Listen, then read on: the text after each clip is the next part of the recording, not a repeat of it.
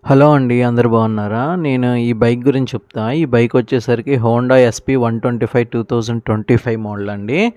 Digital మీటర్‌తో ఉన్న బండిది.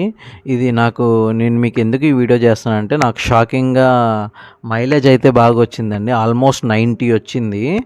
Litre కన్నా తక్కువే. నేను వెళ్ళిన చూడండి అక్కడ మైలేజ్ చూపిస్తుంది. యావరేజ్ స్పీడ్ 33, 1400 తిరిగింది బండి.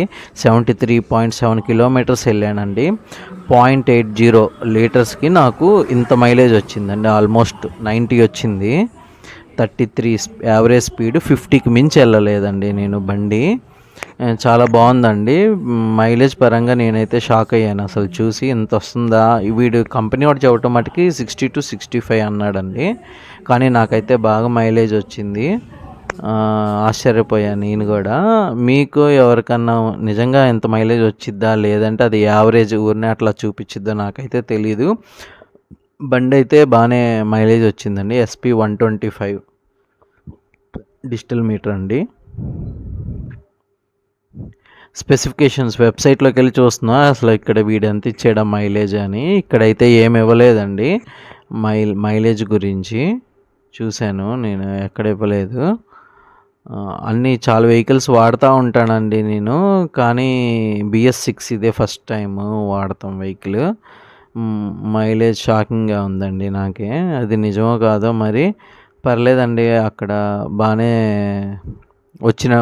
వచ్చిందండి మైలేజ్. 73 కిలోమీటర్స్కి 90, దట్టు 0.80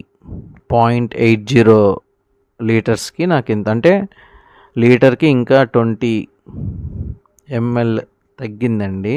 తగ్గినా కానీ నాకు మంచి మైలేజ్ వచ్చిందండి.